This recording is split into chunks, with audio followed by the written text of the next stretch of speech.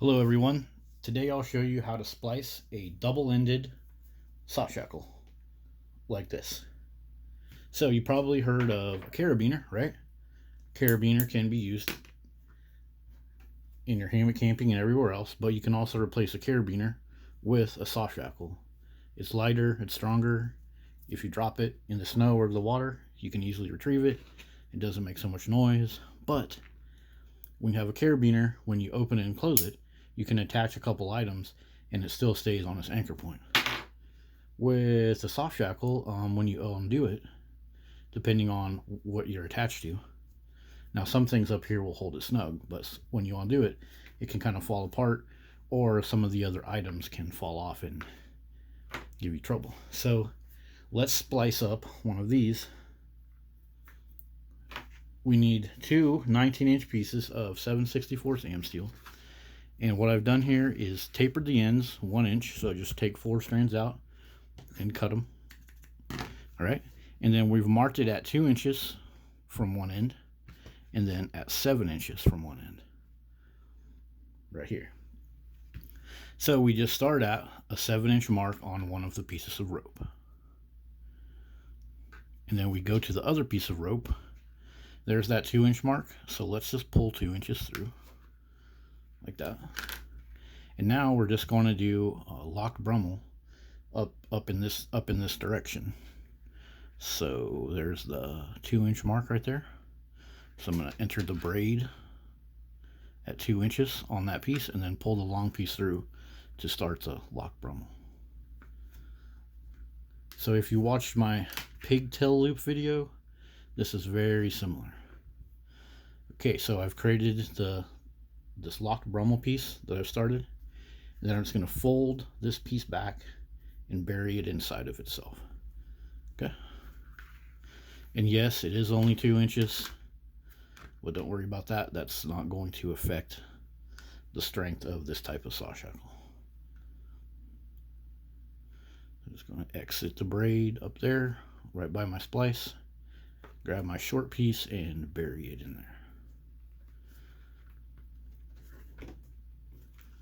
Since it's 2 inches, it's going to be a little bit of a troublemaker. You can grab your pliers and then just pull.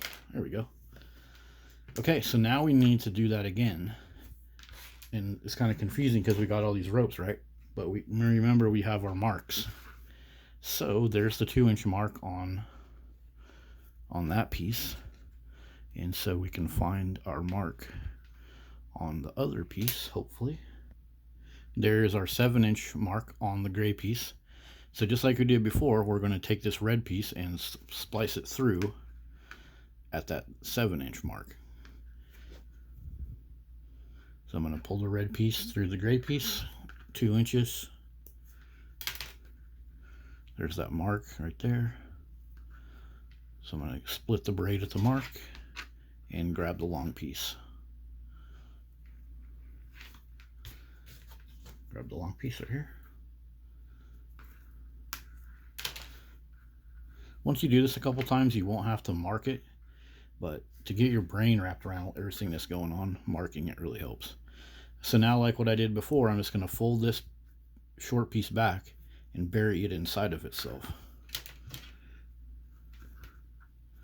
As you probably noticed, we're creating that loop that's in the center of the saw shackle. So just like before, I'm just going to exit the braid up by my splice, grab this thinned piece and pull it inside of itself. Yay. Okay, so see what we've done there? We've just created this part of the soft shackle. We've created a loop. There are our 2-inch berries up there opposite of each other, and you can make this loop longer or a little bit smaller if you want to change the effect. And you can also do a lock brummel right here, which is a lot trickier, but I'll show you that in another video. And you can create 2 small loops. And now to finish this off, all we're doing is taking 4 inches of the end, folding it back, bury it inside of itself, and create a knot. So this is really similar to the pigtail loop that I make and the fast shackle. We're kind of doing the same thing. We're just taking a 4-inch tail splice, just like that.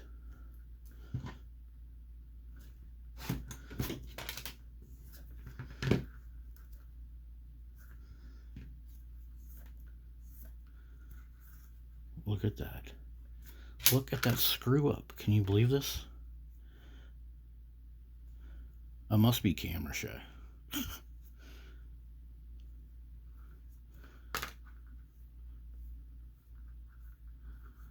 So now, well, that'll teach it. All right, so let's tie our double overhand knot. Like that. Pull it up.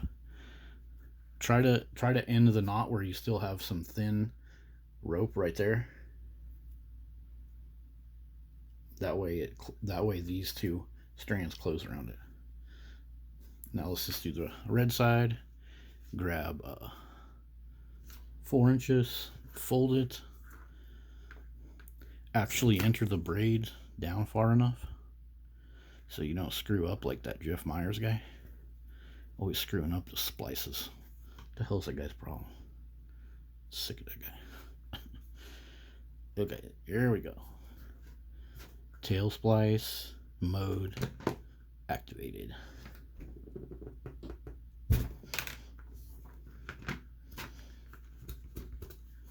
Tie the double overhand.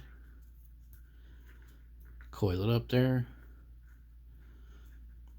If you want to get this double overhand like super hardened up, you can just go hang your hammock on it.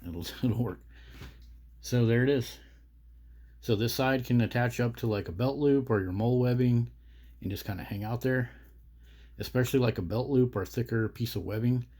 If it's going through here, it'll tend to also close these two strands on itself and create a nice connection that can be trusted. And then this end can just undo whenever you want without the whole soft shackle falling off of your gear. And so that's basically how you make it. You can make one side longer. Like you can make one of these strands 24 inches long and leave a whole bunch extra for this piece. So this piece could be really long and you could have multiple things clipped into your soft shackle. You could have like a hiking pole, gloves, key ring, or something. And if this piece is long, and it would hold lots of stuff. So that's the double-ended soft shackle. Check my community page for the splicing tools, and I'll see you guys in the comments with some gallery links for different ways you can use this. Thanks. See you guys later.